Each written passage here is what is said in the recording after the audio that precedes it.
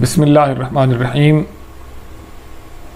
معزز سامعین اور ناظرین، آج ہم آپ کی خدمت میں اردو ادب کے نامور افسانہ نگار کرشن چندر کا ایک دلچسپ اور منفرد انشائیہ پیش کریں گے، جس کا عنوان ہے رونا۔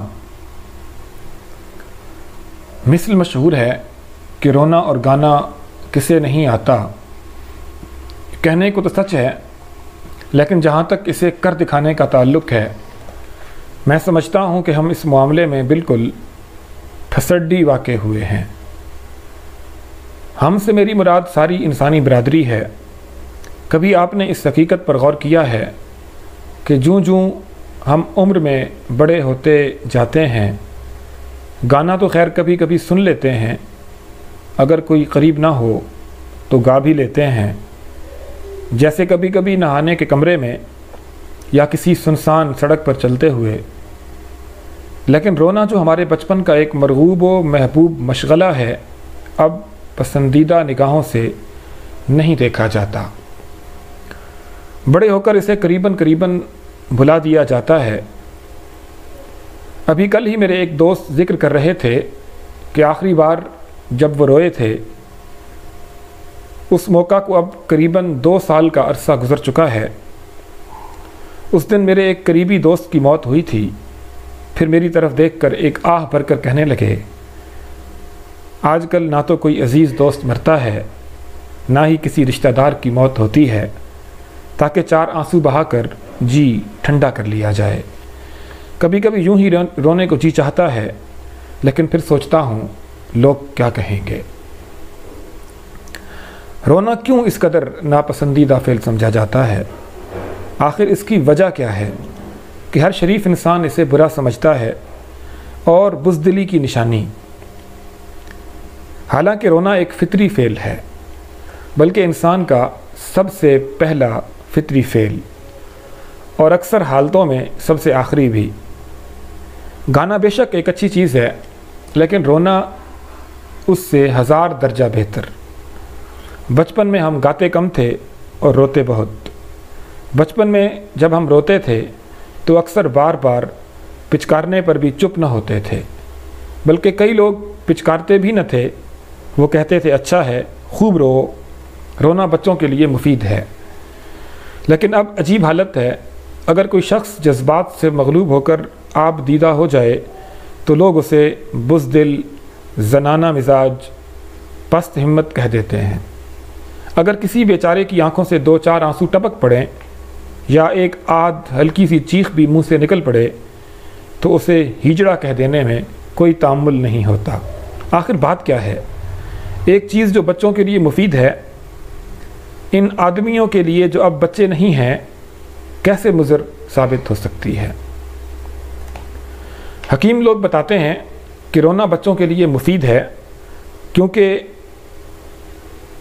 اس سے چھاتی کھلتی ہے، پھیپھڑے مضبوط ہوتے ہیں، آنکھوں سے آنسو بہہ کر آنکھ کی پتلیوں کو صاف کرتے ہیں، ناک کے نتنوں سے ریشہ جاری ہو کر باقاعدہ تنفس جاری ہوتا ہے، رونے سے عضلات اور ریشوں کو بھی تقویت پہنچتی ہے۔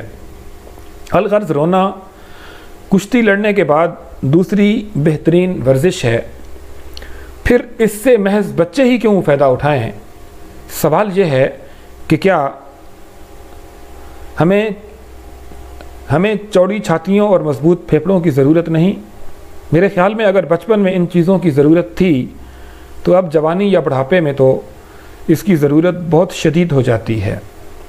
غالباً بچوں کے دن رات رونے کی وجہ ہی سے تپ دق نہیں ہوتا۔ اگر ہم لوگ بھی دن میں 2-3 گھنٹے رو لیا کریں تو جہاں پھیپھڑے مضبوط ہوں وہاں نہ دمہ ہو نہ زکام، آنکھ کی بینائی بھی ٹھیک رہے۔ کتنے بچے چشمہ لگاتے ہیں، اور کون سا بوڑھا یا جوان ہے جو چشمہ کی حاجت محسوس نہیں کرتا؟ لوگ اپنی صحت برقرار رکھنے کے لیے سدھ مکر، دھوج، گولڈچز، ماؤل، لہم، شربت فولاد استعمال کرتے ہیں، لیکن اگر ان قیمتی دواؤں کے بجائے وہ قدرت کے بیشترین اصول برتیں اور دن میں صرف 1-8 گھنٹہ جی بھر کر رو لیا کریں تو جہاں جسم طاقتور رہے وہاں دن بھر دل میں امن و سکون بھی رہے، اور انتشار جو اس 20ویں صدی میں ہر فرد کے دل میں پایا جاتا ہے خود بخود مٹ جائے۔ یہ تو آپ نے دیکھ لیا کہ رونا صحت کے لیے کس قدر مفید ہے۔ رونا جسم کی غذا ہے، نہ صرف جسم کی بلکہ روح کی غذا بھی۔ ایسی مفید عادت کے لیے اور اسے بڑے پیمانے پر رائج کرنے کے لیے عالمگیر پروپیگنڈے کی ضرورت ہے۔ اس لیے جگہ جگہ ادبی مجلسوں کی طرح رونے کی مجلسیں قائم کی جائیں، اسکولوں اور کالجوں میں رونا لازمی مضمون قرار دیا جائے، ایسی فلمیں دکھائی جائیں جہاں بڑے بڑے آدمی رو رہے ہوں، مثلا ہٹلر، مسولینی، چیانگ کائی شیک۔ بڑے بڑے آدمیوں کو اس طرح دھاڑ مار کر روتے دیکھ کر عوام پر بہت اچھا اثر پڑے گا اور وہ بھی بے اختیار رونے لگ جائیں گے۔ ذرا تصور کیجئے، ایک بڑا سا سینما ہال ہے جہاں ہزاروں آدمی بیٹھے ہوئے زور زور سے رو رہے ہیں۔ کتنا خوبصورت منظر ہے، کیا یہ آپ کے شاعرانہ جذبات کو متحرک نہیں کرتا؟ پھر ہاکی، کشتی، فٹ بال کی طرح رونا بھی بطور ورزش کے سکھایا جائے۔ ہر شام کو شہروں اور دیہاتوں کے قریب میدانوں میں لاکھوں آدمی کھڑے کیے جائیں جو چیخیں مار مار کر روئیں اور اپنی صحت کو بہتر بنا لیں۔ اچھے رونے والوں کے ریکارڈ بھرے جائیں، بلکہ موسیقی کی طرح ملکہ گریہ، رونے کا بادشاہ وغیرہ وغیرہ۔ اس پروگرام کو مقبول عام بنانے کے لیے سینکڑوں طریقے برتے جاتے ہیں، صرف نمونہ کے لیے چند ایک یہاں درج کیے جاتے ہیں تاکہ سند رہے۔ باقی طریقوں کے لیے ₹1.5 کے ٹکٹ بھیج کر راکم سے خط و کتابت کریں۔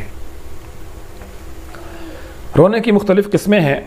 بچوں کا رونا تو آپ دیکھ چکے، لیکن بعض بچے بہادر اور دلیر ہوتے ہیں، وہ اکثر گھنٹوں کیا کئی دن روتے رہتے ہیں، کھانا بھی کھاتے ہیں، کھیلتے بھی ہیں اور درمیان میں ہچکیاں لے کے لگاتار روتے رہتے ہیں۔ میں ایسے بچوں کو دیکھ کر بہت خوش ہوتا ہوں، سوچتا ہوں کہ بڑے ہو کر یہ کیا نہ کر سکیں گے۔ یوں بھی تو بذات خود یہ گو کم کارنامہ نہیں، اور میں تو اسے اتنی ہی ہمت دیتا ہوں جتنی کہ واٹرلو کی لڑائی، فرانس کے انقلاب اور سکندر کے حملہ کو دی جا سکتی ہے۔ لڑکپن کا رونا ایسا ہے جیسے برسات کی بارش، ذرا استاد نے 2-4 بیت لگا دیے تو رو کر جھڑی لگا دی۔ ادھر ماسٹر صاحب نے پچکارا، ادھر تبسم نما آفتاب نکل آیا۔ پل میں بارش، پل میں دھوپ، لیکن ایک رونے پر ہی کیا موقوف ہے۔ لڑکپن میں ہر کام ایسا ہوتا ہے، عجلت پسندی اور غیر مستحکمی ارادوں کی، بس ان کا نام لڑکپن ہے، اور شباب تو اس سے بھی برا ہے۔ اول تو جوان ہو کر لوگ روتے ہی نہیں، اگر روتے ہیں تو بہت کم، اور اس جگہ جہاں نہ کوئی دیکھ پائے نہ سن سکے، جیسے کسی گناہ قبیحہ کے مرتکب ہو رہے ہیں۔ یوں ہی کبھی کبھی رسماً آنکھوں سے 2-4 آنسو ٹپکا دیے جاتے ہیں، اور کبھی کبھی کوئی دبی ہوئی چیخ، لیکن شاذ و نادر۔ بڑھاپے میں بھی لوگ روتے ہیں، مگر اس طرح روتے ہیں کہ خواہ مخواہ ہنسی آتی ہے۔ بھلا یہ بھی کوئی رونا ہے کہ 4 مرتبہ ہو کر کے لبوں پر جھاگ لا کر آنسوؤں سے سفید داڑیوں کو تر کر لیا جائے۔ یہ رونا نہیں بلکہ رونے کی ہنسی اڑانا ہے۔ دراصل داناؤں نے ٹھیک کہا ہے کہ بڑھاپے میں عقل ٹھکانے نہیں رہتی، اور یوں بھی تو اس میں بوڑھوں کا کیا قصور ہے۔ دراصل یہ لوگ عطائی ہوتے ہیں، رونے کے فن سے بے بہرا ہوتے ہیں۔ اگر رونا انہوں نے بطور فن یا ورزش کے سیکھا ہوتا تو نوبت یہاں تک نہ پہنچتی۔ رونا ایک فن ہے، رونا ایک ورزش ہے، رونا ایک آرٹ ہے۔ مؤخر ذکر کو بچوں اور عورتوں نے خوب سمجھا ہے اور اپنایا ہے۔ میں نے وہ بچے دیکھے ہیں جو اس طرح سسکیاں بھر کر روتے ہیں کہ آدمی کا جی خود بخود ان کی طرف کھنچ جاتا ہے۔ دل میں ترحم اور ہمدردی کا جذبہ عمیق موج زن ہو جاتا ہے اور وہ انہیں بازوؤں میں اٹھا کر پچکارنے پر مجبور ہو جاتا ہے۔ اور عورتیں، رونے کے آرٹ کو اگر دنیا میں کسی نے بہترین صورت میں پیش کیا تو وہ عورت ہے۔ عورت کے رونے نے ملکوں اور قوموں کی تاریخ میں انقلاب برپا کر دیے ہیں۔ ایک کلوپترا، ایک ہیلن، ایک مسز سمپسن آنسو سے بھری ہوئی آنکھوں سے ایک ملتجی نگاہ، اور شاید آج دنیا کی تواریخ مختلف ہوتی ہیں اگر تاریخ کے ہر صفحے پر کسی عورت کے 2-4 آنسو نہ ٹپکے پڑتے۔ یوں بھی عورت کے آنسوؤں کی بدولت کروڑوں گھروں میں ہر 7ویں دن ایک معاشرتی انقلاب آ جاتا ہے۔ اس کی وجہ صرف یہ ہے کہ کم بخت مرد رونا نہیں جانتے اور عورتیں آنسو بہا کر ہمیں ہمیشہ کے لیے اپنا غلام بنا لیتی ہیں۔ وقت آ گیا ہے کہ دنیا کے مرد اٹھیں اور اپنی آزادی کے لیے جد و جہد کریں۔ اب وقت آ گیا ہے کہ اس دام فریب کو پارا پارا کر دیا جائے کہ جس نے ہم غریب مردوں کو یوں جکڑ رکھا ہے۔ اٹھو مجاہدو اٹھو، سرفروشی کی تمنا وغیرہ وغیرہ یاد رہے کہ ہماری آزادی کی بہتر صورت رونا ہے۔ خوب رو، جی بھر کر رو، دن میں بار بار رو۔ اگر عورت کے چند آنسو دنیا میں انقلاب بپا کر سکتے ہیں تو مرد کے آنسو کیا نہ کر سکیں گے۔ آپ سب کا بہت شکریہ۔